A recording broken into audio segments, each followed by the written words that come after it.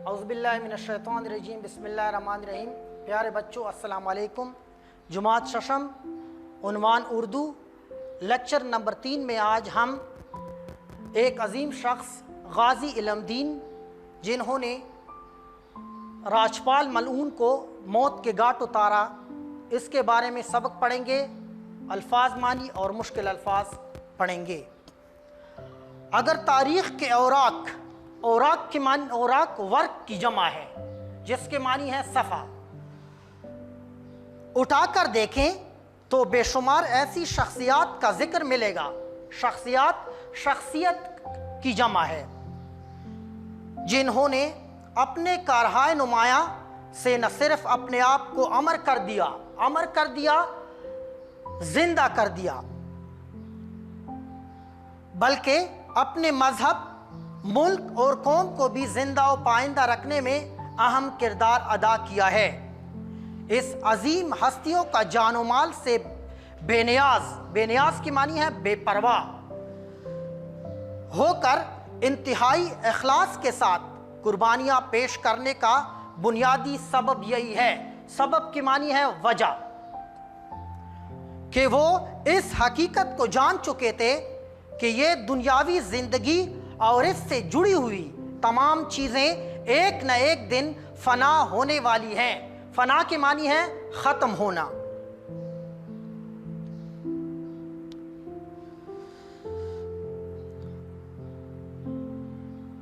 इसलिए अल्लाह ताला के सामने सुरखरू के मानी है कामयाब, और एक कामयाब दायमी जिंदगी की खातिर इस आर्जी जिंदगी की कुर्बानी देना कोई घाटे का सौदा नहीं।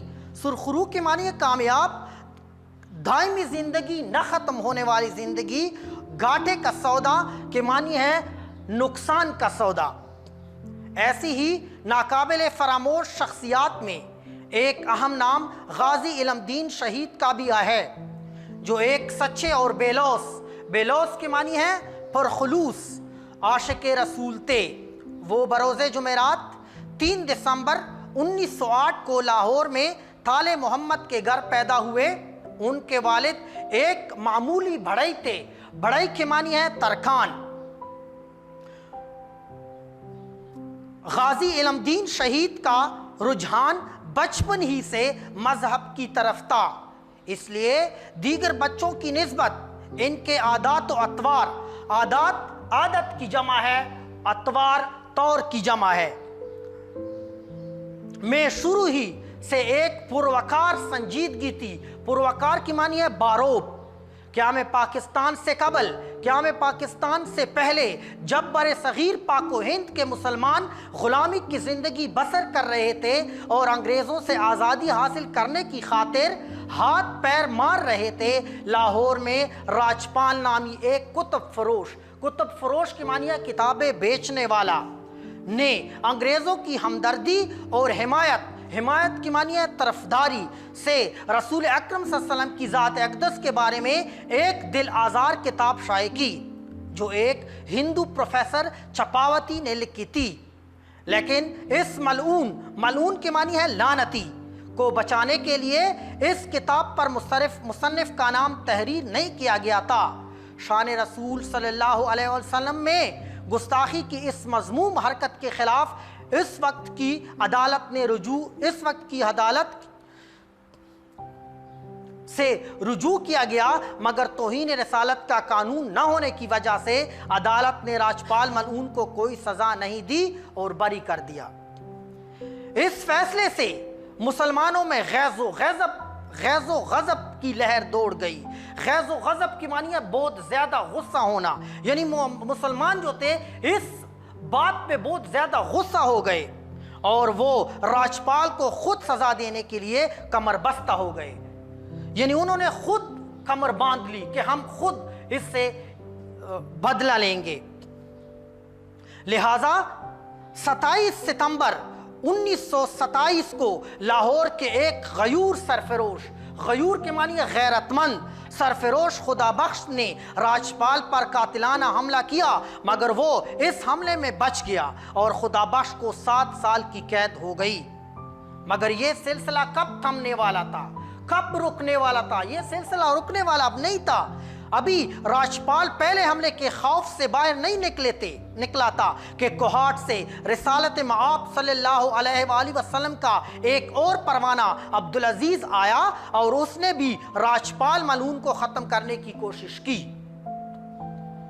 वो अपनी इस कोशिश में कामयाब तो हुआ, मगर बाद में पता चला कि उसने जिस शख्स का सर तन से जुदा कर दिया था वो दरअसल राजपाल मलून का कोई दोस्त था। इन वाक़ियात ने राजपाल को हवास बाख्ता कर दिया। हवास बाख्ता की मानी है खौफज़दा करना। हवास बाख्ता की मानी है खौफज़दा करना। इसलिए वो अपनी जिंदगी की सलामती की खातिर अंग्रेजों के सामने घुटने टेक कर मदद मांगता रहा।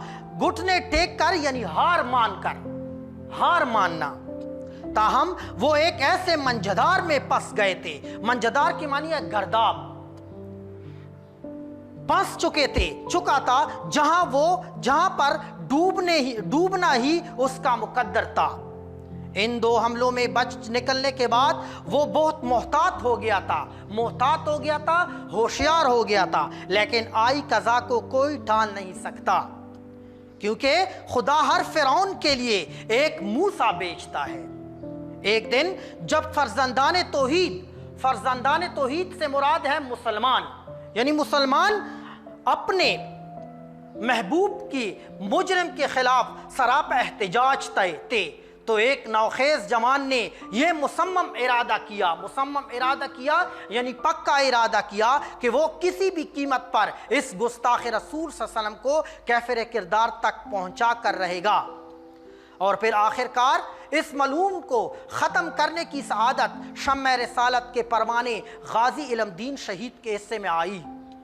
रसूल अकरम सल्लल्लाहु अलैहि वसल्लम की मोहब्बत में सरशार एक दिन जब वो राजपाल मलऊन की दुकान में दाखिल हुआ तो उसकी आंखों में शिद्दत जज्बात के बायस लहू उतर आया। आन ही आन में उसकी हिफाजत के लिए तैनात 2 हिंदू सिपाहियों, एक सिख हवालदार और उसके 2 जाती मुलाजमों की मौजूदगी में दिन दहाड़े अपने खंजर से उसे जहन्नम वासिल कर दिया, यानी मौत के घाट उतार दिया। इस इक़दाम पर उन्हें अदालत ने सजाए मौत सुनाई, मगर इस मर्द हक के माथे पर एक शिकन तक ना आई, बल्कि वो इंतहाई पुरसकून अंदाज में तमाम हालात का मर्दानावार मुकाबला करता रहा। इसके मुकदमे की पैरवी कायद आज़म मोहम्मद अली जिन्ना ने खुद की, मगर सजाए मौत बहाल रही। और जब उनको बचाने की उम्मीद मांद पड़ गई तो उनको यह मशवरा दिया गया कि वो इस कत्ल की जिम्मेदारी कबूल करने से इनकार कर दें, मगर उन्होंने ये कहकर इनकार कर दिया कि मुझे अपने इस अमल पर फख्र है और मैं किसी सूरत में भी इससे इनकार नहीं करूंगा। मुसलमान अपने इस अजीम हीरो को बचाने के लिए हर मुमकिन कोशिश कर रहे थे। इस मुकदमे के अखराजात मुसलमानों ने चंदा जमा करके पूरे किए, लेकिन इनकी कोशिश बारआवर साबित न हुई और 31 अक्टूबर 1929 की सुबह मियांवाली जेल में शीफ्ते रसूल सल्लल्लाहु अलैहि वसल्लम गाजी इल्मदीन शहीद को फांसी दे दी गई। इन्ना लिल्लाहि व इन्ना इलैहि राजिऊन। फिर इसके बाद मजीद जुल्म यह किया कि सुबह 9 बजे जेल के हुकाम ने इस शहीद के जस्द खाकी यानी जिस्म मुबारक को बगैर नमाज जनाजा खामोशी से जेल ही में दफन करके पहरा लगा दिया। हुकूमत वक्त का ये नारवा सलूक, नारवा बर्ताव जलती पर तेल साबित हुआ और मुसलमानों में एक बार फिर गम और गुस्से के जज्बात भड़क उठे। जब इस आग के शोले पहनने लगे तो हुकूमत वक्त के औसान खता हो गए, होश व हवास खता हो गए। लिहाजा इन बिगड़े हुए हालात पर काबू पाने के लिए शहादत के 13 दिन बाद मजबूरन मैयत कब्र से निकाल कर मुसलमानों के हवाले की गई। इंतहाई हैरत की बात है कि 13 दिन गुजरने के बाद भी उनका जिस्म सही हालत में था, लाश संदूक में रखकर लाहौर लाई गई और 14 नवंबर सन 1929 को बरोज़ जुमेरात इस आशिक रसूल सल्लल्लाहु अलैहि वसल्लम का जनाजा इस शान से उठाया गया कि अहले लाहौर ने इससे पहले ऐसा जनाजा नहीं देखा था, जिसमें पंजाब और हिंदुस्तान भर से तकरीबन 6 लाख मुसलमानों ने शिरकत की। इस दिन फ़ज़ा खुशबुओं से लबरेज थी। जनाजा जिधर से गुजरता उस पर फूलों की बारिश होने लगती। हर शख्स के चेहरे पर जज्बे अकीदत नुमाया था। कलमा शहादत और अल्लाह अकबर के नारों से फ़ज़ा गूंज रही थी। मौलाना ज़फ़र अली ख़ान ने अपनी ख़ुसूसी निगरानी में उनकी कब्र तैयार करवाई। जब जनाजा मियानी साहब के कब्रिस्तान पहुंचा तो अल्लामा इकबाल और मौलाना दीदार अली शाह ने अपने मुबारक हाथों से हुर्मत रसूल सल्लल्लाहु अलैहि वसल्लम के इस फिदाई को कब्र में उतारा। गाजी इल्मुद्दीन शहीद के इस कारनामे का जिक्र हर खास आम की ज़ुबान पर था। एक दफ़ा अल्लामा इकबाल ने अपने दोस्त से फरमाया, हम बातें करते रह गए और बड़ई का बेटा बाजी ले गया। गाजी इल्मुद्दीन शहीद ने रसूल अकरम सल्लल्लाहु अलैहि वसल्लम के इश्क में अपनी जान का नजराना पेश करके खुद को जिंदा जावेद कर दिया, हमेशा के लिए जिंदा कर दिया। ये सच है कि शहीद मरते नहीं, वो लोगों के दिलों में हमेशा जिंदा रहते हैं। वाज़े रहे कि उस दौर में अंग्रेज़ों की हुकूमत थी, वो तौहीन रसालत का कानून नहीं था और तौहीन रसालत का कानून नहीं था, जिसकी वजह से मुसलमान खुद राजपाल से बदला लेने पर मजबूर हो गए। अब इस्लामी जमहूरिया पाकिस्तान के आइन में गुस्ताख रसूल सल्लल्लाहु अलैहि वसल्लम के लिए वाज़े सज़ा मौजूद है। लिहाजा किसी भी गुस्ताख रसूल को ज़ाती तौर पर सज़ा देने के बजाय इस पर मुकदमा दर्ज कराया जाता है और कानून इसको खुद सज़ा देता है। आज तक के लिए यही काफ़ी था। घर का काम सबक के अल्फाज मानी याद करना, जमा वाहिद याद करना। मैं आपसे इजाज़त चाहता हूँ। अल्लाह हाफ़िज़।